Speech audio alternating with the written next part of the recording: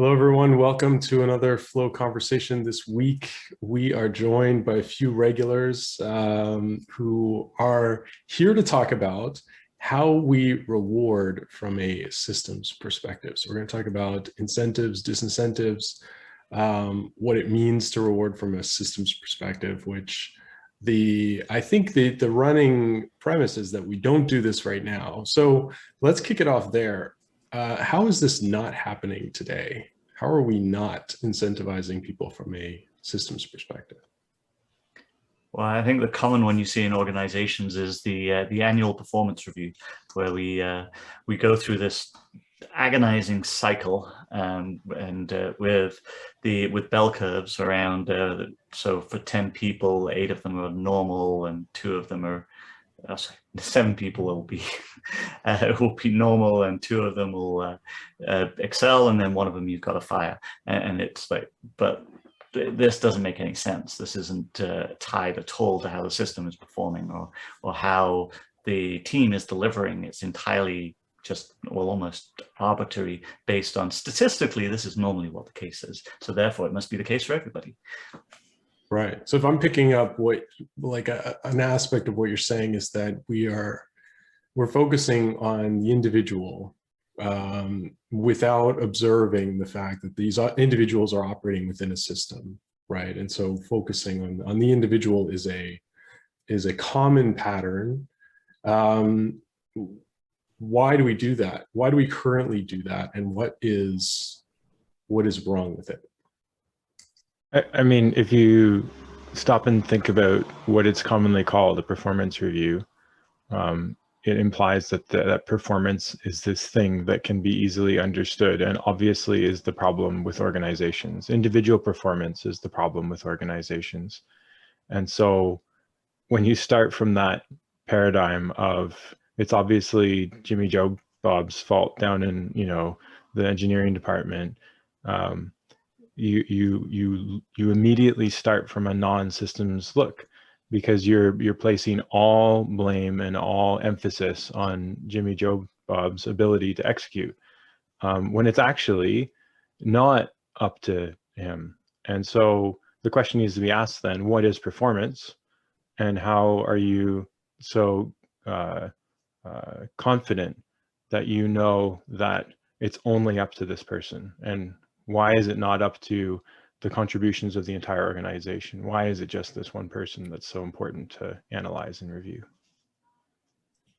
Yeah, I think so. It's interesting. This is a complex topic, right? Because you want to reward individuals who do work. You want to reward them for their work. You want to reward the teams if you can, and then you want to look at the reward from an organizational perspective if you can.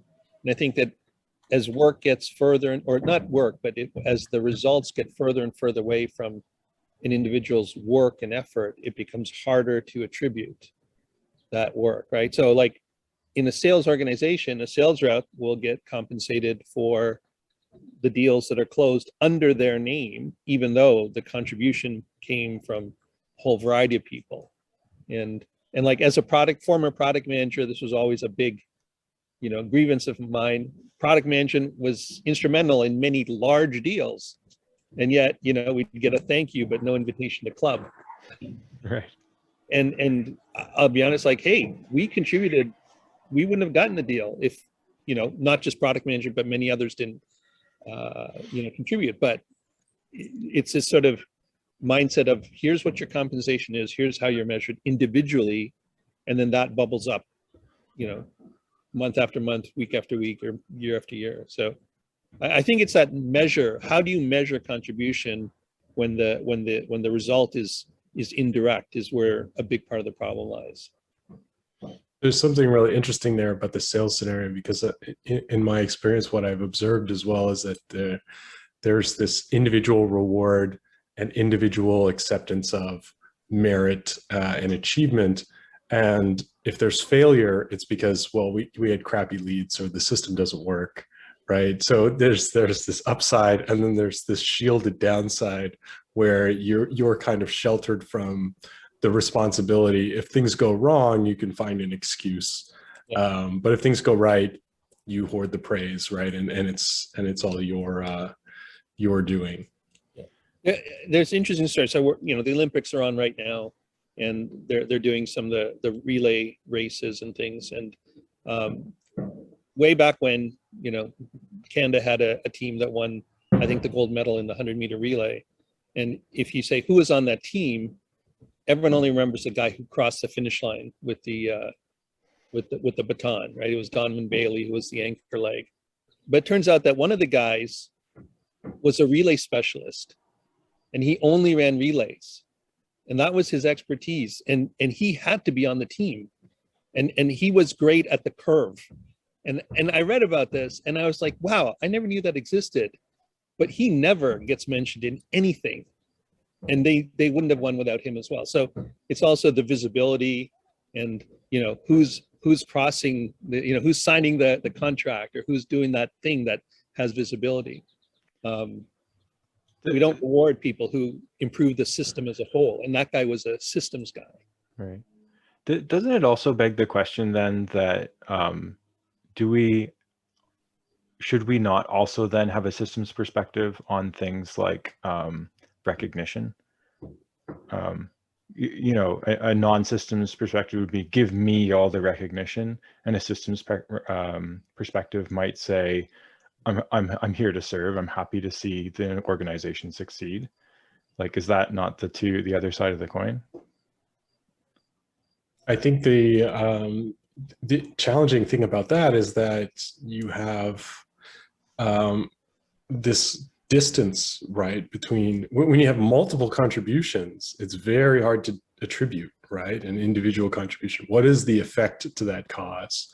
What is that contribution? What percentage of it? How do we distribute a reward when it's not, we can't pin it on one person, right? For better or for worse, right? This is the simplistic answer is always like, there's one scapegoat, there's one winner, there's one person at the top of the pile, one person at the top of the podium.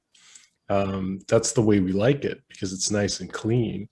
So being conscious of time here, I think this is a good point to pivot into how do we start to structure rewards and systems so that they are more accurately reflecting group contributions and complex contributions to outcomes.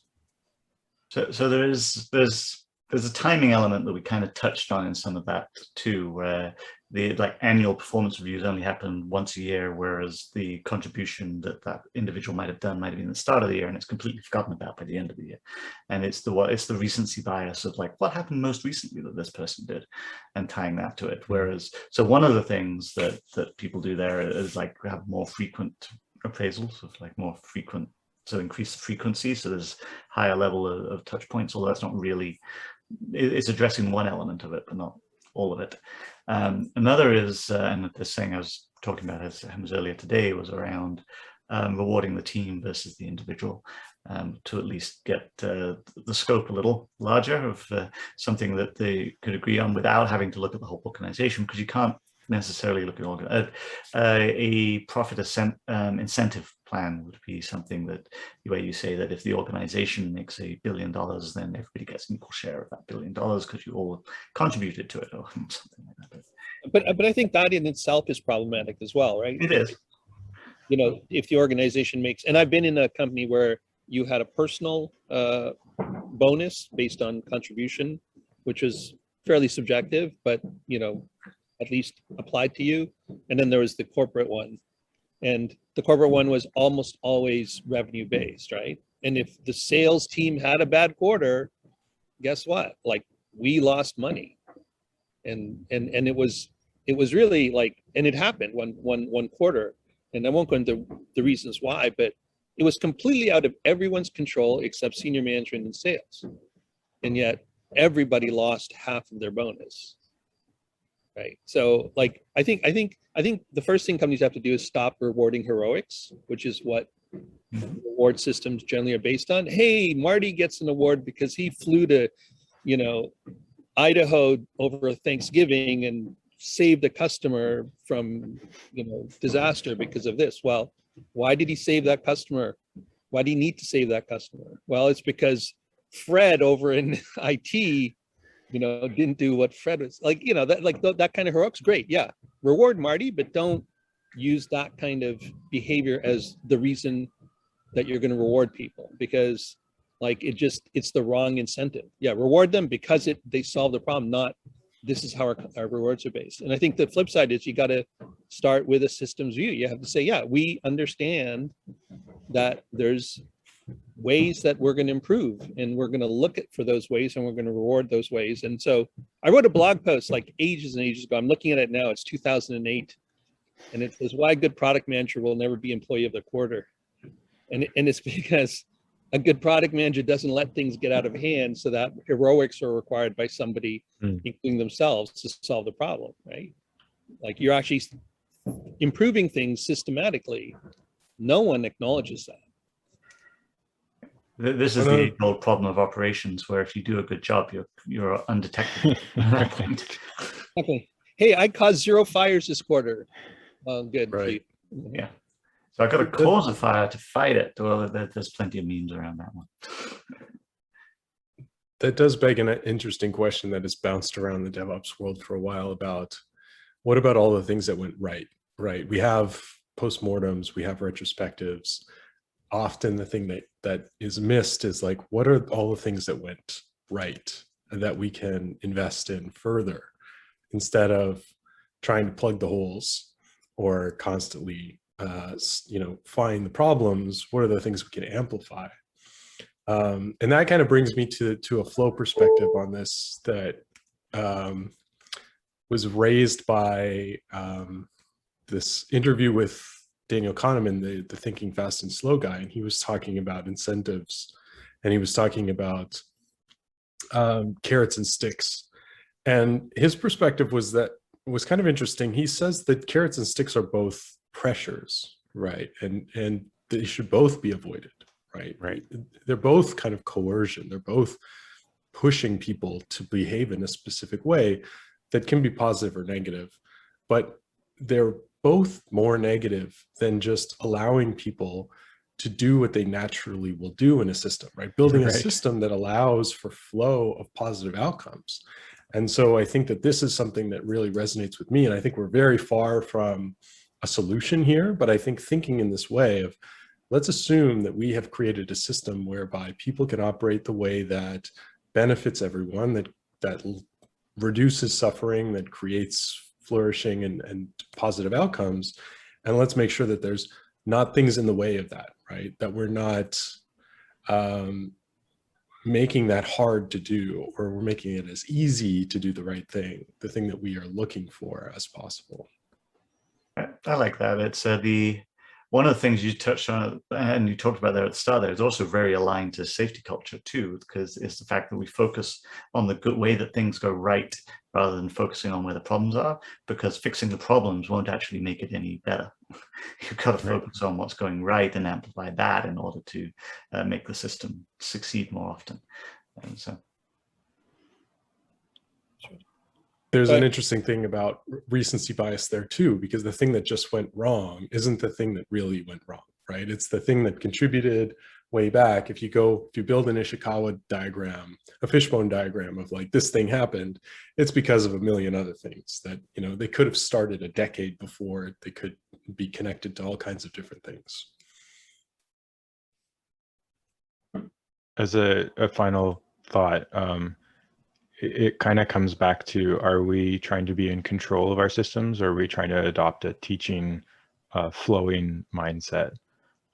Control leads you to double down on rewards and punishment, because they're things that you can act and do. Teaching paradigm forces you to pull back and accept that things are going to go wrong, and accept that you have to, like we were saying before, you have to repeat it 50,000 times. And which one of those you choose actually ends up building a more resilient system in the end, or a more resilient child. A child that's used to getting gold stars in class and suddenly gets out in the real world and there are no gold stars is going to be less resilient than a child that has a joy of learning. And so same kind of questions apply in our organizations. Saeed, final thought? Yeah, I think it's, so we've kind of skimmed the topic a bit, but I think it really does require a change in thinking and even a change in culture potentially to really understand what's going on in your company, who's really doing what, right? It's not the spikes that you want to reward. It's the constant flow or the constant movement. And you know, maybe it's the anti-spikes that you want to look for. Like, where are we not seeing these spikes? Why are we not seeing them? And then let's amplify that. So yeah, I think it starts with changing the way you think and thinking systematically, and then understanding what's happening and then rewarding those systematic efforts. Peter, last word. I think you summed that up beautifully, Said. It's the rising tide raises all ships. It's like if we make the system as a whole perform better and we focus on those strengths, then everybody wins. Perfect. Well, thanks everybody. This was great. See you next week. See you next week. Bye.